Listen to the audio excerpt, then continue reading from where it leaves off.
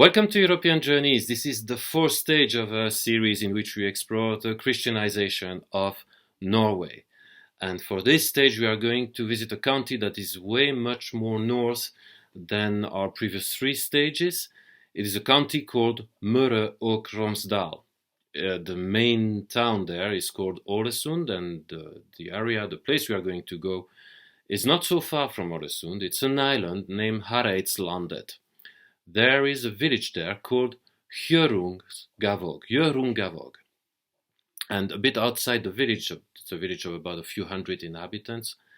Outside the village, there is a small peninsula at the end of which we find a monument. Well, that monument is simply called Hjørungavåg National Monument. Now, it may be surprising to find something as a national monument there in such a remote place of Norway. Well, in fact, it is believed that it was there that one of the major battles of the history of Norway, the Battle of Hjørungavåg, was fought. Now, why is this battle seen as so important? In fact, many historians agree that this was a key battle for the unification of Norway, for the creation of that unified kingdom of Norway. So let's look a little bit at the circumstances that surrounded the battle. Well, in our last episode, you remember we talked about Håkon the Good, the first Christian king of Norway. He had tried and failed to adopt Christianity as the official religion of Norway, and finally, after his death in the year 961, a period of political instability started. It started first with the rule of Harald Grøfell. He was the son of that hated king named Erik Bloodaxe, and he would be hated as well. In fact, he will follow the same method as his father. His father had tried to kill all his brothers in order to be able to rule without rival over Norway. Well, that's exactly the same attitude that Harald Grøfell will have, trying to kill his rivals, in particular the king of Viken, King Tryggve, and especially Sigurd Jarl, who was one of the closest counselors of Håkon the Good. He was really well appreciated in Norway, and so he was killed by Harald Grøfell. Well, that really worsened his reputation, really made his reputation worse. The son of Sigurd Jarl, Håkon Jarl, knew that he was in danger, and he fled at the court of the King of Denmark. At the time, that was Harald Bluetooth, and so he found refuge there in Denmark. Now, Harald Bluetooth, who had views over Norway, wooed the King of Norway to come to Denmark, but that was a trap. The King of Norway was finally killed off the coasts of Denmark. Now, at that time, at that moment, Norway didn't have any more ruler. There was no ruler to succeed Harald Grøfell. And so Harald Bluetooth decided to send back Håkon Jarl and install him as the king of Norway. But as we realize, Håkon Jarl was not just the king of Norway, was especially the vassal of the king of Denmark, Harald Bluetooth. Then a few years later, the Emperor of Germany, Otto II, threatened to invade Denmark. The king of Denmark, Harald Bluetooth, called Håkon Jarl to come and help him. Håkon Jarl, of course, obeyed, we should say, and went with the king of Denmark in order to defend the land of Denmark from the German invasion. Well, that failed. The Germans won the war, but the Emperor, Otto II, agreed to leave Harald Bluetooth as the king of Norway if he accepted to be baptized in the Christian faith. Harald Bluetooth accepted, but now his vassal king, Håkon Jarl, was also ordered to take the baptism by Harald Bluetooth. Harald Bluetooth wanted him to take his baptism, while Håkon Jarl, who was a staunch pagan, refused that and fled back to Norway. From then on, what we have is a situation of tension between both kingdoms, the Kingdom of Denmark and the Kingdom of Norway. And that culminated in that battle of Hjørungavåg.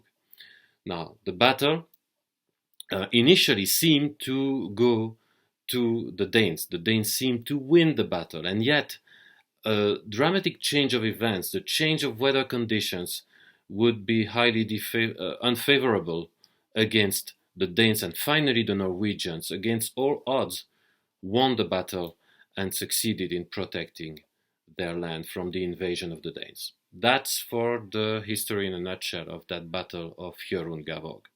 Now, at a first glance, it may seem that this was the story of a Christian king trying to enforce Christianity to Norway, attacking Norway with his army in order to force the king of Norway to become a Christian, and in order for the kingdom of Norway to be Christianized, or to adopt Christianity as the official religion. Well, at first glance, this seems compelling. We have aggressive Christianity on one hand, and this peaceful pagan religion on the other.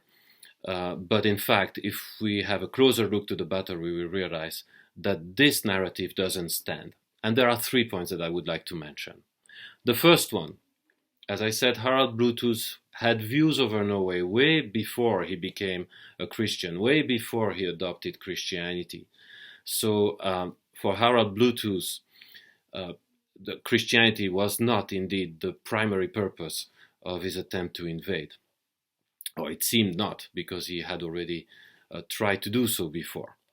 But even if it were in the name of Christianity that he tried to invade Norway, if it was indeed, according to his mindset, a mission to invade Norway in order to make Norway Christian, well, such action, in fact, is condemned by the Bible itself. So Christianity condemns such idea of invading a foreign nation in order to Christianize it.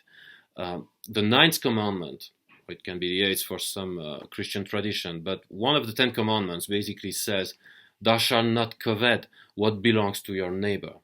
Invading a foreign land is strongly prohibited by the Bible for such purposes. And so, really, thinking that Christianity is an aggressive religion and that Harald Bluetooth tried to invade Norway in order to enforce Christianity, well, that is refuted, that is really rejected by the Christian religion itself. True, many medieval rulers did so, but they acted against the Christian faith, in fact. Now, there's a third point that I would like to mention, and that is related to the pagan worldview itself. Now, as you remember, I had said that the Battle of Hjørungavåg changed dramatically. The courses of events changed dramatically. The weather conditions were finally, all of a sudden, in favor of the Norwegians. Well, there are some early writings that say that Håkon Jarl, a staunch pagan, when he was contemplating the impending defeat, resorted to the last possible solution for him. That was to take his son and sacrifice him to the pagan gods in order to earn their favor. And so, as it seems, that's what he did. Now, really, the pagan worldview could not breed anything else. It bred, in fact, a brutal society. We have talked about that already in our first episode.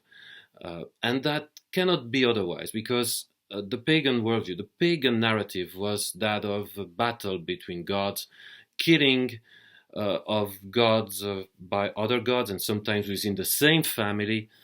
And in fact, the world was seen to be built upon, created upon the dead body of a god killed by another god. So really, all this narrative, all these beliefs could not breed a peaceful society, but rather a brutal society. That's what it was with Norse paganism. And so it is not surprising to find Håkon Jarl sacrificing his own son. He was ready, in fact, to sacrifice the next generation in order to save himself. And that's not different with modern paganism, in fact, when we can talk about abortion or even indebting our next generation in order to feed ourselves. But that's another topic. In fact, Christianity is a totally different worldview. John 15:13 says, greater love has no man than this, that a man laid down one's life for his friends. The sacrificing of oneself for the good of others, That's the highest value that we can find in the Christian worldview. And it was obviously ultimately done in the life of Jesus Christ, the Son of God, who gave himself as a sacrifice in order to save mankind from sin. That's the worldview that Christianity bred. That's the worldview that came to Norway through the centuries, even though, as I said, many rulers would not follow that principle of sacrificing oneself for the good of others. Nevertheless, the biblical worldview really began to shape the Norwegian society. So as a conclusion, this is what I would like to say. That national monument may celebrate a military achievement on the part of the Norwegians. Norwegians succeeded in defeating an army that was trying to invade Norway.